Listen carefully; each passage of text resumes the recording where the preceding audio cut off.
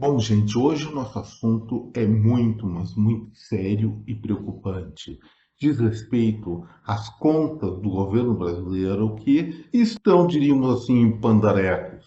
A arrecadação, como já falei em um fora de curva anterior, subiu bastante, eu vou voltar a esse assunto, mas o problema é o seguinte: quem ganha mais dinheiro e gasta mais do que ganha vai sempre acabar no prejuízo. E esse é o caso do Brasil. Meu nome é Eduardo Starosta e esse é o canal Fora de Curva. Bom, pessoal, hoje o Tesouro Nacional fechou as contas referentes ao que aconteceu financeiramente no governo brasileiro no mês de maio. E os resultados não foram nada, mas nada positivos, nada bons, vão ser muito francos. Olha só o que está acontecendo. Primeiro, vamos imaginar na casa de cada um de vocês, a maior parte das pessoas deve saber disso, mas só para dar o um exemplo, fazer uma pequena parábola. Imagina que em determinado momento do ano, ou um ano específico, você ganhe muito, mas muito dinheiro, como nunca ganhou na vida. Bom, é motivo de felicidade, claro que é. Mas por outro lado, você se entusiasma tanto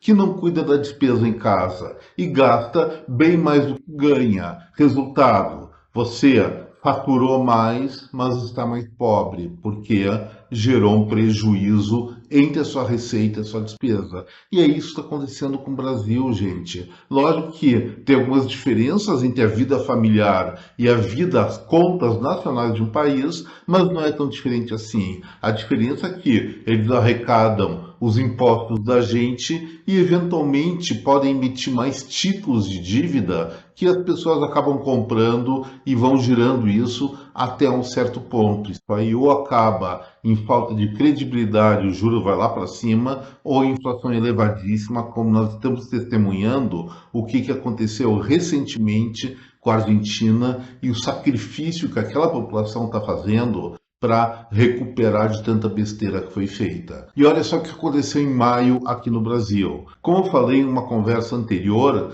nós verificamos que as receitas administradas pela própria Receita Federal do Brasil apuraram um desempenho para lá de positivo em maio agora de 2023 frente a maio de 2024.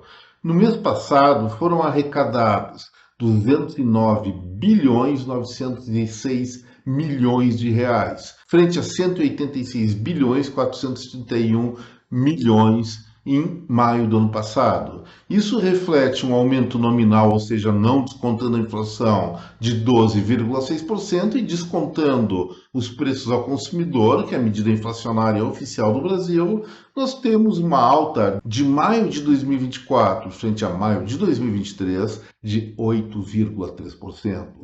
Isso é muito. A economia brasileira nesse período anda patinando, crescendo 1,5%, alguns falam que é um pouquinho mais, mas nada próximo de 8,3%. Por que a arrecadação subiu tanto? Porque os impostos subiram. Seja o restabelecimento de tributos sobre combustíveis, energia, sobre telefonia, até impostos novos que inventaram sobre grandes fortunas, sobre as offshores, que é dinheiro no exterior, enfim, várias coisas não muito saudáveis, fizeram com que, nesse curto prazo, no primeiro semestre, ou nos primeiros 5 meses do ano, a arrecadação aumentasse, mas não de forma consistente, porque a economia está realmente numa lenga-lenga muito devagar aqui no país. Mas fato é fato e não se discute. A arrecadação federal aumentou em termos reais, repetindo, descontando a inflação, 8,3% nesse último mês de maio frente a maio do ano passado.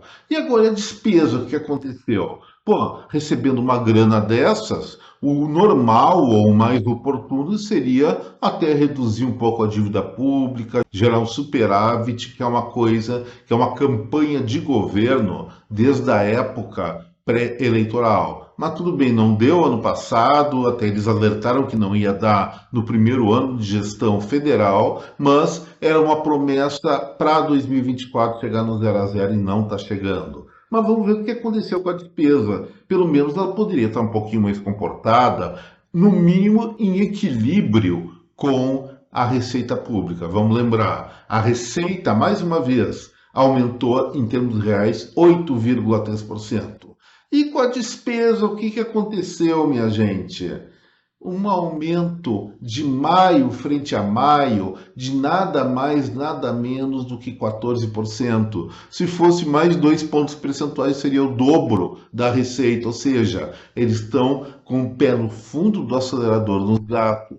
E aí tem vários argumentos, várias desculpas. Hoje até foi muito divulgado nos jornais, principais jornais do país, portais, etc., que o presidente da República contrapôs a informação dizendo que vai continuar a gastar sim, depende de gasto, mas isso aí vai acabar em encrenca para a gente. Mas antes disso, vamos ver como se comportou essa questão de despesa pública. Olha só, o total gasto em maio, no mês passado, foi de 225 bilhões de reais, frente a 190 bilhões lá em maio de 2023. Ou seja, um aumento nominal, que é não descontando a inflação, de 18,5%, e tirando essa evolução de preços, um pouco mais, um pouco menos de 4%, chegamos àqueles 14% de aumento real. Da onde saiu, em princípio, essa disparada da despesa pública? Olha, o quadro do Tesouro Nacional deixa muito claro. Em primeiro lugar, um aumento de 28,5% em benefícios previdenciários. Será que é isso? É mais gente se aposentando?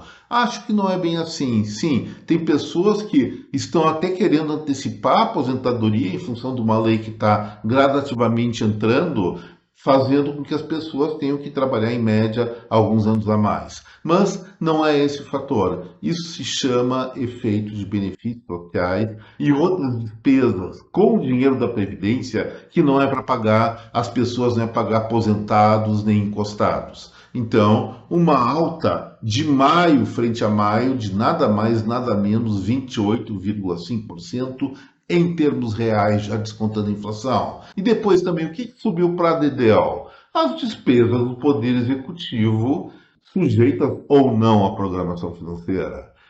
As despesas obrigatórias, que têm um controle de fluxo, aumentaram 28,6%, ou seja, é o Estado, é o país, é o governo federal pisando fundo de novo no acelerador do gasto público, além das despesas discricionárias, que são aquelas de alguma autonomia orçamentária, que aumentaram nada mais, nada menos que 64%. Estouraram a boca do balão, como se fala.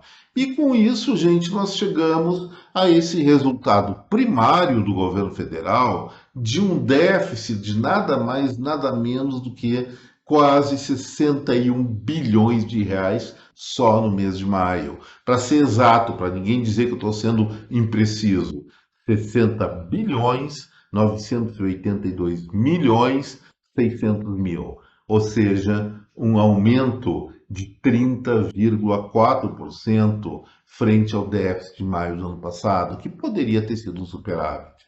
Gente, está muito claro. Se nós tivermos repetições desse déficit, e olha só, não são despesas extraordinárias, por exemplo, de ajuda para o Rio Grande do Sul, que isso aí praticamente não entrou dinheiro novo ainda no estado, pelo menos no mês de maio. Em junho pode ter entrado alguma coisa, mas maio não.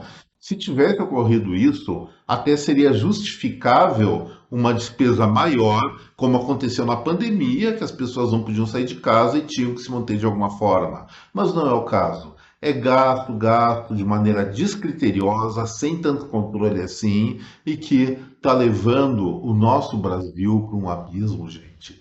Um abismo que, lamentavelmente, cedo ou tarde, talvez mais cedo que tarde, nós vamos ter que enfrentar essa realidade com o que é inflação e juros mais altos. E isso nós podemos antever, provavelmente, para logo depois das eleições municipais. O que eu calculo é que estejam gastando, acelerando muito as despesas em função do pleito que vai ocorrer em outubro ao nível das cidades brasileiras, e isso aí está fazendo com que se infle a dívida pública e, como eu falei algumas vezes nesse vídeo, mas não canso de repetir, aumento de dívida, especialmente de dívidas que não geram retorno no futuro, é algo problemático, é algo muito preocupante e tende a ser catastrófico. Isso aconteceu aqui pertinho, na Argentina, aconteceu na Venezuela, e olha como estão esses países atualmente. Eu não quero que o Brasil siga o mesmo caminho, então é bom o governo federal abrir o olho, pelo menos o conjunto do governo, tem pessoas responsáveis assim, mas também tem muito irresponsável, e especialmente os próprios brasileiros que vão ser as grandes vítimas de tudo isso. O que eu tinha para falar hoje era isso, pessoal. Agradeço a atenção. Se gostaram desse vídeo, não se esqueçam do like, do compartilhamento com a sua rede de contatos. E as pessoas que estão assistindo Fora da Curva pela primeira vez, eu faço aquele convite para inscrição no canal. Um forte abraço a cada um. Até breve. Tchau, gente.